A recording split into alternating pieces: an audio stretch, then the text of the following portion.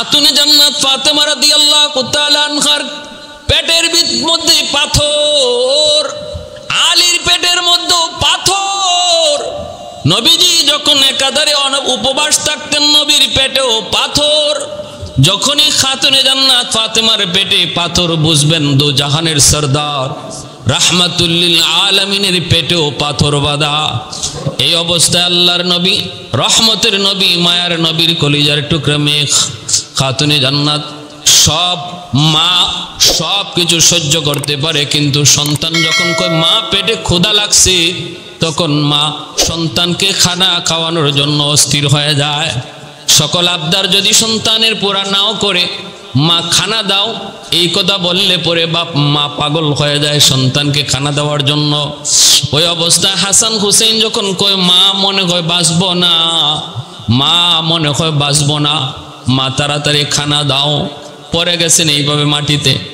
এইদিকে খাতুনে জান্নাত তিনি আল্লাহর কাছে কান্দে, মালিক ও মালিক, আমরা তো বড় মানুষ, আমরা তো সবর করতে পারি, ধৈর্য ধরতে পারি, কিন্তু আমার এই ছোট ছোট নাবালিক দুইটা বাচ্চা, তোমার হাবিবের কলিজার টুকরা নাতি, আল্লাহ আমার এই ছোট দুইটা বাচ্চা কেমন করে ধৈর্য ধরবে? আল্লাহ ও মালিক, তুমি তো দেখতেছো, তুমি তো সব শুনতেছ। এমনি হাসান কই মা গো, একটা প্রশ্ন করি, মা একটু কও, আমার নানা ও দু জাহানের সর্দার, জান্নাতের সর্দার, তুমিও জান্নাতের সকল মহিলাদের সর্দারিনী, আবার আমরাও নাকি নবী বলেছেন, নানাজান বলেছেন জান্নাতের পুরুষদের সর্দার। যেই ঘরে চারজন জান্নাতের সর্দার, জান্নাতের নেতা, এই ঘরে 3 দিন খানা নাই কেন? তোমার আল্লাহরে জিগাও। যেই ঘরে চারজন জান্নাতের নেতা, ওই ঘরে 3 দিন খানা নাই। খাতুনে জান্নাত ফাতেমা রাদিয়াল্লাহু তাআলা আনহা অস্থির হয়ে গেলেন, আল্লাহর কাছে কান্দেন, মালিক তুমি তো দেখতেছো, তুমি এর একটা ব্যবস্থা করো। সাথে সাথে হযরত আলী রাদিয়াল্লাহু তাআলা আনহু তিনি বলতেছেন, ফাতেমা আমি বের হয়ে গেলাম কাজের সন্ধানে, আমি গতকালও খুঁজেছি, এর আগে খুঁজেছি, না কোনো কাজ পাই না, এখনো বের হয়ে গেলাম। সকালবেলা তিনি বের হয়েছেন কাজের সন্ধানে, কাজ পাওয়ার পর কিছু টাকা পয়সা যদি পাই, এই টাকা দিয়ে আমি আটা নিয়ে আসব। বের হয়েছেন আল্লাহর নামে, কিন্তু পরীক্ষা, কত বড় পরীক্ষা শুরু হয়েছে তাদের উপর। দুপুর পর্যন্ত হযরত আলী মানুষের দুয়ারে দুয়ারে যান, কিন্তু কোনো কাজ পান না। দুপুর থেকে আসর পর্যন্ত কাজের খবর নেন, কোনো কাজ পান না। আসর থেকে মাগরিব গড়ায় গেল, কোনো কাজ পেলেন না। আলীর চোখ দিয়ে দর দর করে পানি পড়ে, মাগরিবের নামাজ পড়ে আল্লাহর কাছে কান্দে, মালিক খালি হাতে কেমন করে আমার হাসান হুসাইনের সামনে যাব? আল্লাহ খালি হাতে কেমন করে ঘরে যাব? তারপর রওনা দিয়ে দিছেন। এইদিকে খাতুনে জান্নাত তিনি চুলার মধ্যে এরকম পানি গরম করতেছেন আর বুঝ দিতেছেন হাসান হুসাইনকে, বাবা একটু ঘুমাও, একটু ঘুমাও। মাটিতে পেট লাগায় রাখলে পরে মাটির ঠান্ডায় পেটটা একটু আরাম পাওয়া যায়। বলতেছে বাবা একটু একটু সবর করে এই যে মার আনতেছি, আর উদ্দেশ্য হলো আলী তো কিছু না কিছু নিয়ে আসবে। সবাই দুরূদ শরীফ পড়ি, আল্লাহুম্মা সাল্লি আলা মুহাম্মাদিন ওয়া আলা আলি মুহাম্মাদ কামা সাল্লাইতা আলা ইব্রাহিম ওয়া আলা আলি ইব্রাহিম ইন্নাকা হামিদুম মাজিদ। আল্লাহুম্মা বারিক আলা মুহাম্মাদিন ওয়া আলা আলি মুহাম্মাদ কামা বারাকতা আলা ইব্রাহিম ওয়া আলা আলি ইব্রাহিম ইন্নাকা হামিদুম মাজিদ। মোহাব্বতের সাথে অল্প সময় জিকির করি, লা ইলাহা ইল্লাল্লাহ, লা ইলাহা ইল্লাল্লাহ, লা ইলাহা ইল্লাল্লাহ, লা ইলাহা ইল্লাল্লাহ। লা ইলাহা ইল্লাল্লাহ লা ইলাহা ইল্লাল্লাহ লা ইলাহা इल्लल्लाह। ये जिक्र खुदा दिल में सदा रहने दिया कर और नक्श खुदा दिल में जमा रहने दिया कर। क्या जाने हो कि इस्लाम है कोई फजल इलाही, हर वक्त दरे क़ल्ब खला रहने दिया कर। मुर्शिद की नजर गाज़ बसर से न होती है, क्या खुश नजरी खुश नजरी खुश नजरी है, क्या खुश नजरी खुश नजरी खुश नजरी है। दिल तूर के दिल जोर दिया सबका खुदा से, क्या दिल शिकानी दिल शिकानी दिल शिकानी है, क्या दिल शिकानी दिल शिकानी दिल शिकानी है। ला इलाहा इल्लल्लाह ला इलाहा इल्लल्लाह ला इलाहा इल्लल्लाह ला इलाहा इल्लल्लाह मुहम्मदुर रसूलुल्लाह। जुरे बोली सल्लल्लाहु अलैहि वसल्लम।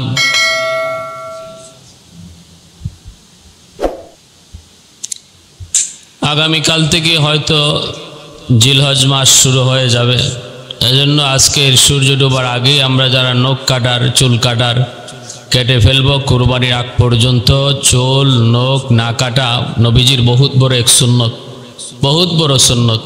যে এই আমলটা করে তারে আল্লাহ একটা কুরবানির সওয়াব আল্লাহ দান করে। সুবহানাল্লাহ, এত বড় সওয়াব। এজন্য এই আমলটা আমরা করার চেষ্টা করব। অত্যন্ত দামি এক মাস জিলহজ মাস আমাদের সামনে হাজির। 1 তারিখ থেকে নিয়ে 10 তারিখ পর্যন্ত অনেক ফজিলত। রসুল বলেন, হ্যাঁ 10 দিন যে রোজা রাখলো কুরবানির আগ পর্যন্ত, আল্লাহ পাক রব্বুল আলামিন তার জন্য জান্নাত ওয়াজিব করে দেন। সুবহানাল্লাহ, এত বড় ফজিলত। হ্যাঁ, এক একটা রাত ইবাদত শবে কদরের রাতের সমান। এই কালকে থেকে নিয়ে 10 দিন পর্যন্ত প্রতি রাতের ইবাদত শবে কদরের সওয়াব। এজন্য অত্যন্ত দামি এক সময় আমাদের সামনে হাজির হইতেছে। আমরা যারা নিয়ত করছি কোরবানি করার, আলহামদুলিল্লাহ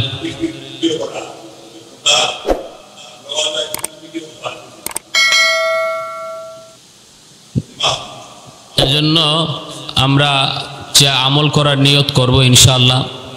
আমি যে আয়াতে কারিমা তেলাওয়াত করছি, এই আয়াতের সরল তর্জমা হলো আল্লাহ পাক বলেন, মান আমিলা সালিহাম মিন যাকারিন আও উনসা ওয়া হুয়া মুমিন। যে মানুষ আমল করবে ঈমানের সাথে যে নেক আমল করবে, আল্লাহ তাকে 2টা পুরস্কার দেওয়ার ওয়াদা করেছেন। একটা হলো দুনিয়াতে নগদ পুরস্কার, আরেকটা আখিরাতে বাকি পুরস্কার। দুনিয়ার নগদ পুরস্কার আল্লাহ বলেন হায়াতান তয়্যিবা, তোমাকে আমি শান্তির জিন্দেগি দান করব। সুবহানাল্লাহ, আল্লাহ পাকের একটা ওয়াদা হলো দুনিয়ার নগদ শান্তি আল্লাহ তাকে দান করবেন। দুনিয়ার নগদ শান্তি বলতে কি বোঝায়? রাইসুল মুফাসসিরিন আব্দুল্লাহ ইবনে আব্বাস রাদিয়াল্লাহু তাআলা আনহু ইনি হায়াতান তয়্যিবার ব্যাখ্যা করেছেন, তফসির করেছেন কানাআতের জিন্দেগি। কানাআত বলা হয় অল্পে তুষ্টির জিন্দেগি। আমাকে আল্লাহ যা দিয়েছেন এর উপরে সন্তুষ্ট থাকা, আমাকে আল্লাহ যা দিয়েছেন এর উপরে সন্তুষ্ট থাকা, এটাকে বলে আরবিতে কানাআত। এই সিফতটা যার মধ্যে আসে তার দিলে শান্তি থাকে। তার দিলে কি থাকে? শান্তি থাকে। আরেকজন মানুষ কোটি কোটি টাকার মালিক, কিন্তু এরপরও এর আরও লাগে। এই মানুষ কোটি টাকার মালিক হইয়াও তার দিলে কি নাই? শান্তি নাই। আর একজনের ঘরে ঠিকমতো খাবার নাই, কিন্তু এরপরে কয় না আল্লাহ আমাকে ভালো রাখছে। আর একজনের তো আল্লাহ এক বেলাও খাওয়ায় না, আমারে তো এক বেলা খাওয়ায়, আল্লাহ তো আমার ভালোই রাখছে। এই ধরনের সিফত গুণ যার মধ্যে আছে, এই মানুষটা গরিব হইয়াও তার দিলে শান্তি আছে। দিলে কি আছে? শান্তি আছে।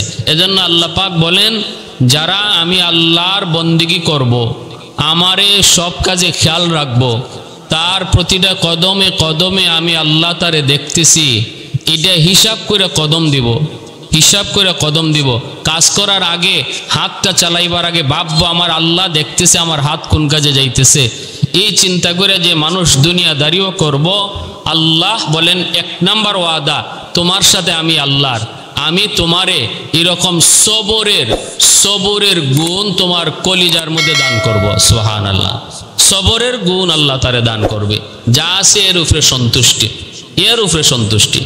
শর্ত হলো 2টা, মান আমিলা সালিহাম মিন যাকারিন আও উনসা ওয়া হুয়া মুমিন। 2টা শর্তের বিনিময়ে আল্লাহ তারে 2টা পুরস্কার দিবেন।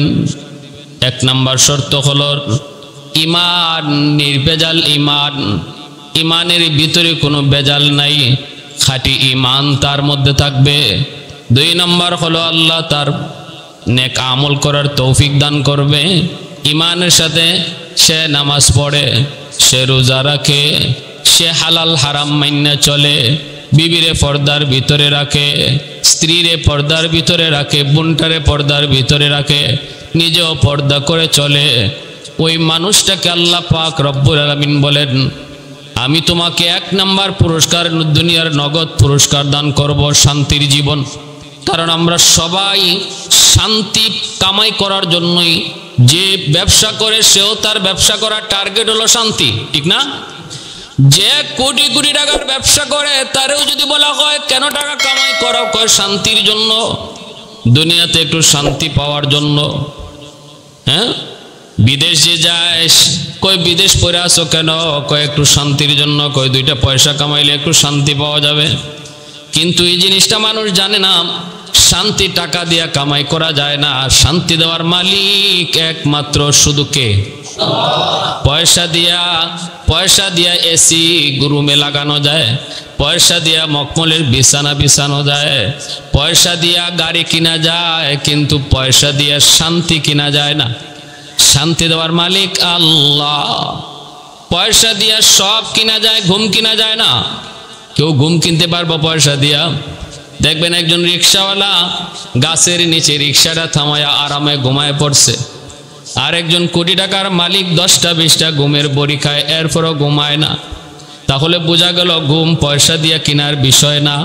আল্লাহ বলেন, বান্দা, যে জিনিসটা শুধু আমার হাতে, এই শান্তি নামক নিয়ামত আমি তোমাকে দিব, আমি ওয়াদা করলাম, তুমি নামাজি হও, তুমি হালাল হারাম মাইনা চলো, মানুষে ঠগানোর অভ্যাস ছাড়ো, মিথ্যা কথা বন্ধ করো, আমারে ভয় করে কদম দেও, আমি ওয়াদা দিলাম আমি তোমাকে শান্তির মালিক বানাবো। সুবহানাল্লাহ।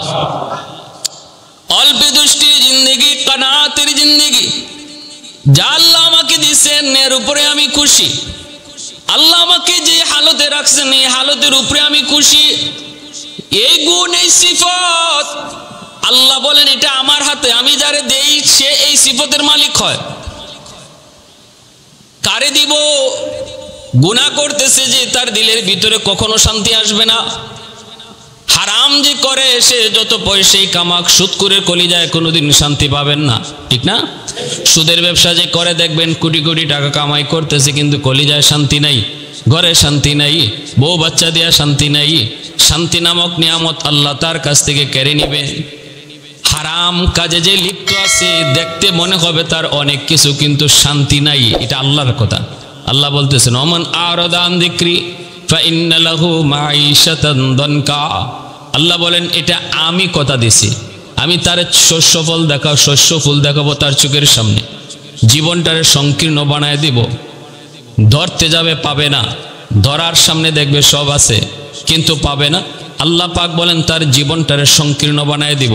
বউ তার কথা শুনবে না, বিবি বাচ্চা তার কথা শুনবে না, বউয়ের সাথে সম্পর্ক ভালো থাকবে না, বাচ্চা কাচ্চার সাথে সম্পর্ক ভালো থাকবে না। দোকানে যাবে, দোকানের ম্যানেজার সে অথবা মালিক সে, কিন্তু কর্মচারী তার কথার অবাধ্য হবে। প্রতিটা সেক্টরে আল্লাহ পাক তার রব্বুল আলামিন বলেন আমি তার জন্য দুনিয়ার জীবন ব্যবস্থাটার খুব ছোট বানায় দিব, সংকীর্ণ বানায় দিব। এটা আল্লাহ বলতেছেন। যে আমার থেকে মুখ ফিরায় নেয়, যে আমাকে ভুলে যায়, যে আমাকে বলে যায়, তার জন্য জীবনটারে সংকীর্ণ বানায় দেয় কে? আল্লাহ বানায় দেয়, এটা আল্লাহর কথা। আর যে আমাকে ডরায়, আল্লাহ বলেন সে টাকা পয়সার মালিক যদি কম হয়, আমি তার দিলে শান্তি দিয়া দিব। খাতুনে জান্নাত ফাতেমা রাদিয়াল্লাহু তাআলা আনহার জিন্দেগি অত্যন্ত গরিবী হালত। আলী রাদিয়াল্লাহু তাআলা আনহুর স্ত্রী, হাসান হুসাইনের মা, ফাতেমা হাসান হুসাইনের মা। আলী জান্নাতের, আলী রাদিয়াল্লাহু তাআলা আনহু ইসলামের চতুর্থ খলিফা, হাসান হুসাইন জান্নাতের পুরুষদের সর্দার, মা খাতুনে জান্নাত ফাতেমা রাদিয়াল্লাহু তাআলা আনহা জান্নাতে সকল রমণীদের সর্দার, জান্নাতি মহিলাদের সর্দার, সর্দারিনী। এত বড় দামি এক ঘর, এই ঘরের মধ্যে 3 দিন যাবত খানা নাই। কয়দিন যাবত খানা নাই? 3 দিন যাবত খানা নাই। আলী 3 দিনের উপবাস, খাতুনে জান্নাত ফাতেমা রাদিয়াল্লাহু তাআলা আনহা তিনিও 3 দিনের উপবাস, হাসান হুসাইন ছোট, তারাও 3 দিনের উপবাস। এইভাবে চলছে ঘর, অথচ এই ঘরে জান্নাতের 3 জন সর্দার। সুবহানাল্লাহ। জান্নাতের 3 জন নেতার ঘরে 3 দিন যাবত খানা নাই। আমাদের দুনিয়ার লেভেলের, দুনিয়ার তুচ্ছ গান্দা চেয়ার আর ক্ষমতার নেতার ঘরে খানার কোনো অভাব নাই, ঠিক না? আর জান্নাতের 3 জন সর্দারের ঘরে খানা নাই। আজকে কয়দিন? 3 দিন হয়ে যায়। খাতুনে জান্নাত ফাতেমা রাদিয়াল্লাহু তাআলা আনহা ইনি ধৈর্য ধরতেছেন, আলী তিনিও ধৈর্য ধরতেছেন। কিন্তু নবীর ঘরে যে পাঠাবেন খানা আনতে, ভালো করে ইয়াদ রাখবেন, যখনই নবীর কলিজার টুকরা মেয়ে খাতুনে জান্নাত ফাতেমার ঘরে যখনই খানা থাকে না, বুঝবেন তখন নবীর ঘরেও খানা, নবীর ঘরে খানা। বাবার ঘরে খানা থাকলে মেয়ের ঘরে খানা থাকে, মেয়ের ঘরে খানা থাকলে বাবার ঘরে খানা থাকে। কোনো একজনের ঘরে যদি খানা না থাকে, বুঝতে হবে দুজনের ঘরেই খানা নাই।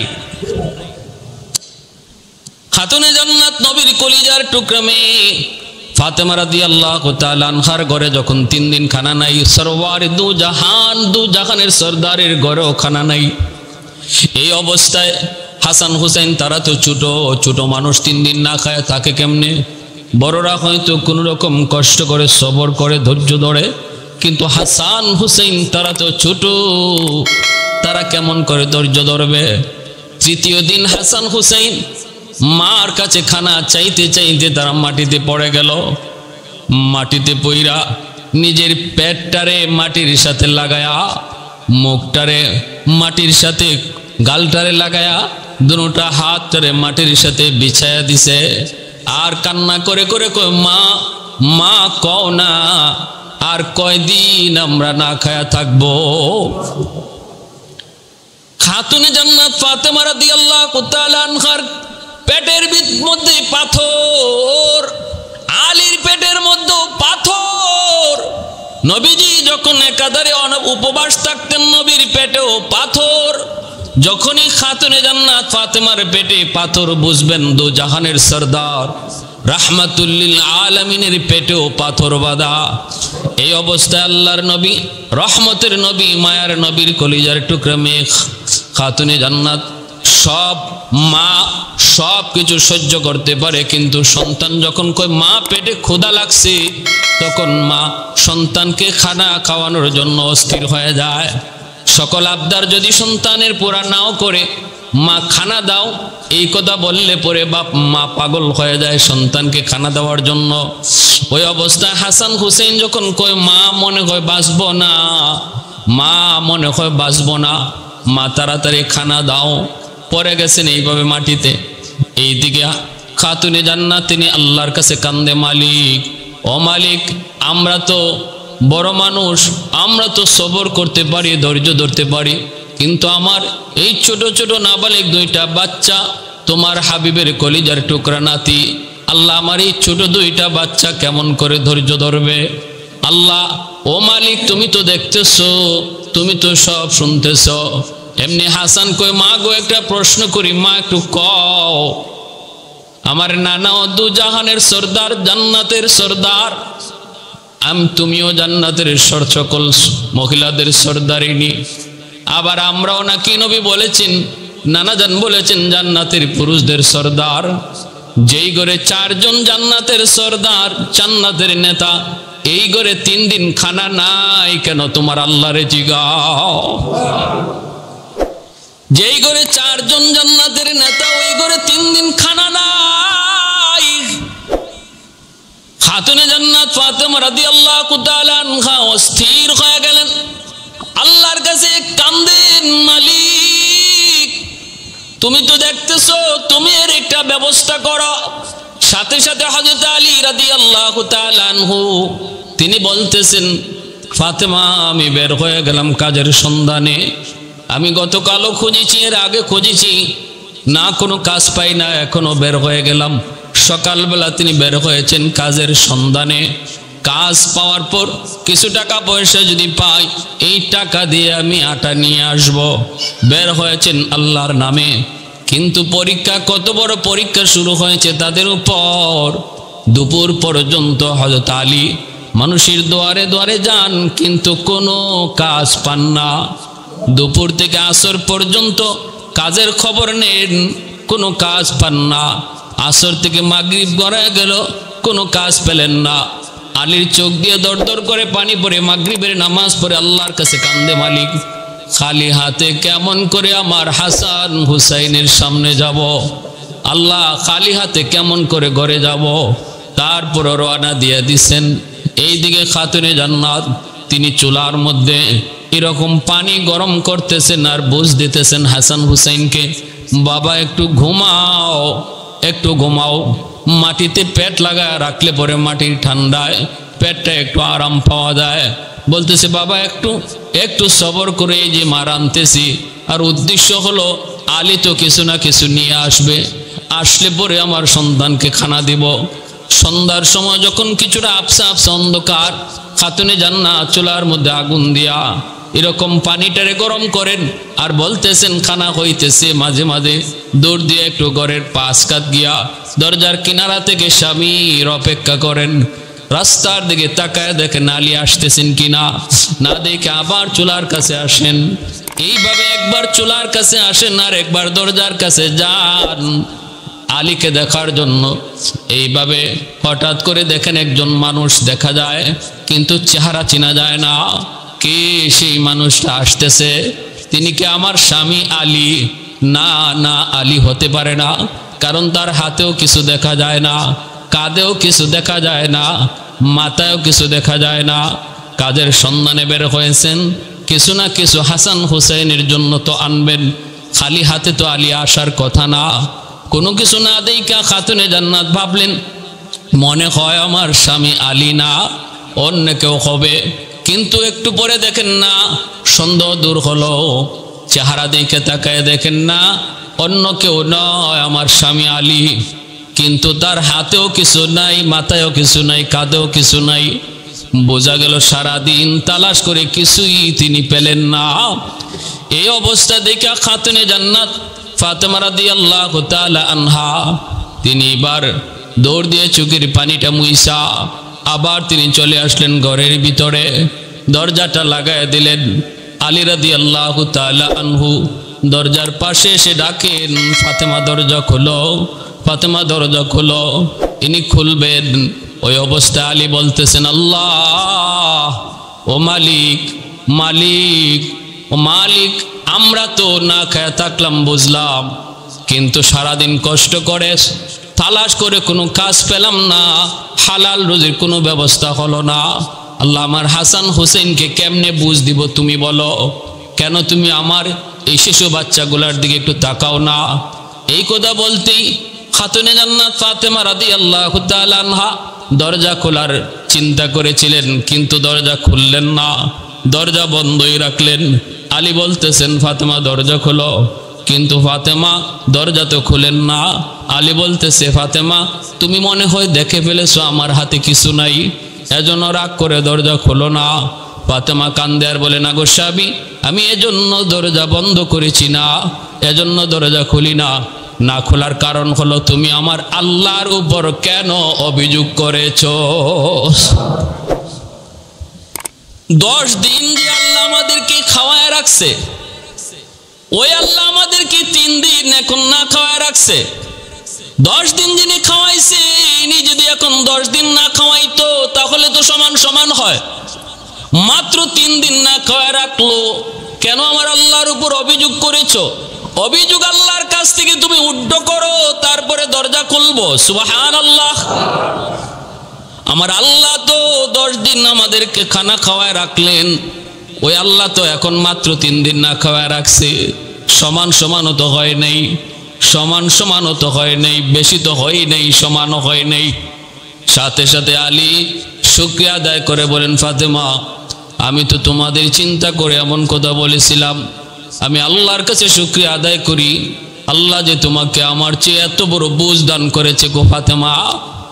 হাত উঠে কান্দেন আর বলেন, মালিক আমি আমার ভুল তোমার কাছে স্বীকার করলাম, আল্লাহ আমারে মাফ করো।